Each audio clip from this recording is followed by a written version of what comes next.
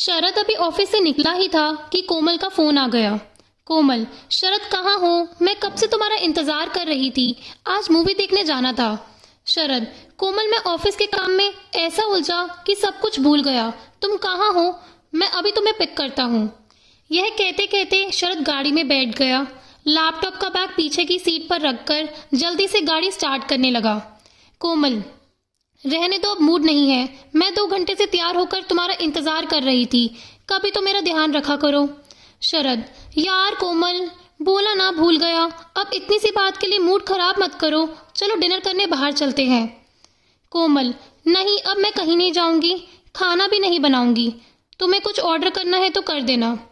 शरद को भी गुस्सा आ गया, लेकिन फिर उसने बात को संभालते हुए कहा, अच्छा बताओ क्या ऑर्डर करना है? कोमल, हर काम मेरे से पूछ के क्यों करते हो? जो खाना हो वो मंगा लो।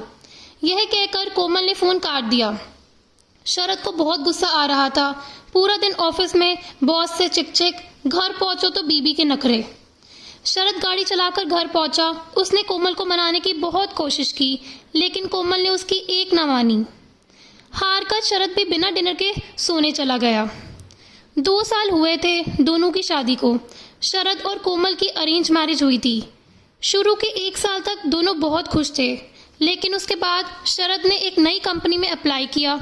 उसे गुरुग्राम में नौकरी मिल गई। अच्छा पैकेज था। दोनों बहुत खुश थे। वही शरद ने 6 महीने मन लगाकर काम किया, जो उसका प्रमोशन भी हो गया। गाड़ी तो शरद के पास थी। उसने एक फ्लैट खरीद लिया, जिसकी ईएमआई बहुत ज्यादा थी। शुरू में लगा कि चलो देखा जाएगा, लेकिन उस अपार्टमेंट में रहने का सुख ही अलग था। इसी सुख को पाने के चक्कर में हर महीने 12-12 घंटे काम करके भी ईएमआई भरना मुश्किल होता जा रहा था। इधर कंपनी के बॉस को उसके मकान के मुहूर्त में बुलाकर एक और बड़ी गलती कर दी। बॉस को जैसे ही पता लगा कि इसने 20 साल के लिए ईएमआई बांध ली है, अब कहीं जॉब छोड़कर नहीं जा सकता, उसने शरद से ज्यादा काम करवाना शुरू कर दिया। बात बात में उसे नीचा दिखाना, जो काम उसका नहीं था वह भी उस पर लाद देना। शरद बेचारा सब कुछ सह कर भी कोमल को खुश रखने की कोशिश करता था। इधर छोटे शहर में गुरुग्राम के अपार्टमेंट में आई कोमल अब यहाँ के तौर तरीके सीखने लगी थी। सोसाइटी में रहने वाले लोगों से दोस्ती हो गई।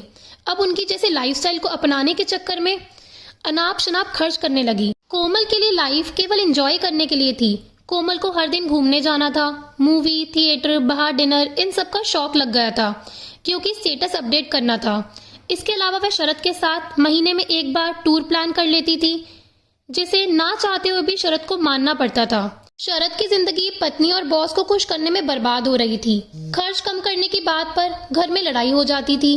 कोमल, बाकी लोग भी तो मेंटेन कर रहे हैं ना, सिर्फ सोच का फर्क है। जैसी आदत ढाल लोगे वैसी ढल जाएगी। शरद, उनकी और हमारी कमाई में जमीन आसमान का अंतर है। इनमें से कुछ लोग तो बहुत पहले से यहाँ रह रहे हैं। हमें अभी 20 साल ईएमआई भरनी है। कोमल, तुम कहीं और जॉब के लिए अप्लाई भी तो नहीं करते। तुम भी तो इस कंपनी से चिपके रहना चाहते हो सकता है अच्छा पैकेज मिल जाए। शरद, नौकरी बदलने के रिस्क के लिए सेविंग होनी चाहिए। यहाँ महीने का लास्ट आने से पहले ही पूरे पैसे खर्च हो जाते हैं। अगली सैलरी तक के खर्चे क्रेडिट कार्ड से करने पड़ते हैं। मेरी बात मानो तो कुछ दिन के लिए सब बंद कर दो। कोमल, ये सब तो तुम्हें यहाँ आने से पहले सोचना चाहिए था। मेरी कितनी बेइज्जती होगी। मैंने तुम्हारी भी कितनी तारीफ की है या सोसाइटी में, उसका क्या? ये लोग हमें बहुत अमीर समझते हैं।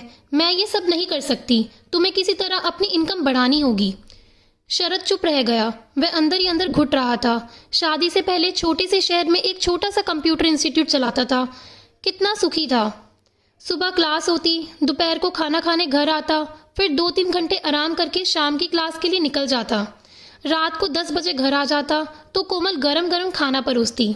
तरक्की के चक्कर में माता पिता को भी छोड़ दिया। उन्होंने कितना मना किया था, बेटा जो मिल रहा है उसमें ही खुश रहो, लेकिन उनकी एक बात नहीं मानी। तब तो गाड़ी खरीदने का शौक था। एक बार अपना घर क्यों छोड़ा? एक बार भी माता पिता से मिलने नहीं गया। छोटा भाई वही इंस्टीट्यूट चला रहा है। बार बार फोन पर कहता है, भैया मुझे भी वहीं बुला लो। अब उसे कैसे बताऊं कि यहाँ आकर उसने क्या खोया क्या पाया।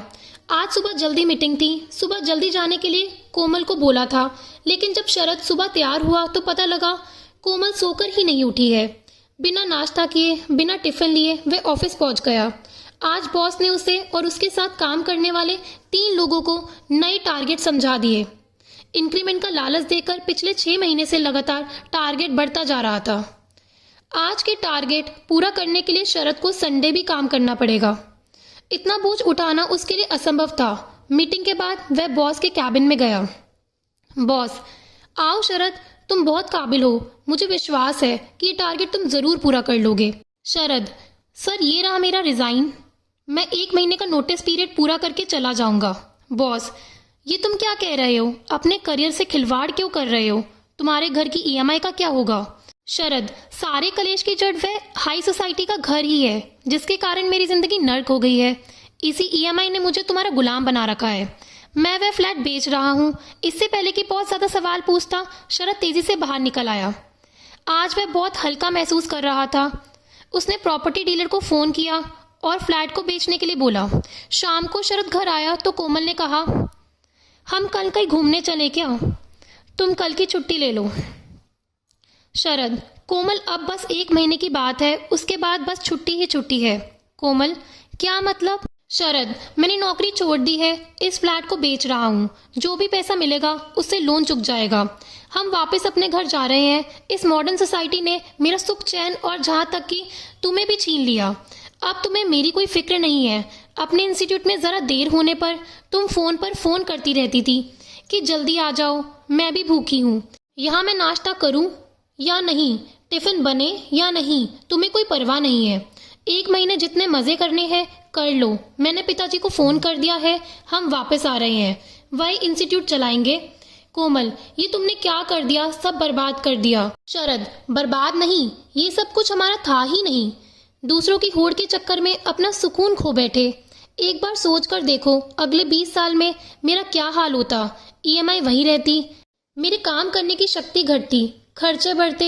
एक दिन ऐसा होता कि शायद इस ऐशो आराम के चक्कर में मैं ही नहीं रहता। यह सुनकर कोमल के होश उड़ गए। इस तरह तो कभी उसने सोचा ही नहीं। कोमल, मुझे माफ कर दीजिए, दूसरों के चक्कर में मैंने आप पर ध्यान ही नहीं दिया। आप सही कह रहे हैं, हम वापस अपने घर चलते हैं। 1 महीने बाद दोनों अपना सामान बांधकर अपने घर पहुंचते हैं। माता पिता बहुत खुश होते हैं। उसके बाद दोनों भाई मिलकर इंस्टीट्यूट चलाने लगते हैं। दोस्तों, अगर आपको कहानी पसंद आई हो तो प्लीज़ लाइक करना और चैनल को सब्सक्राइब करना।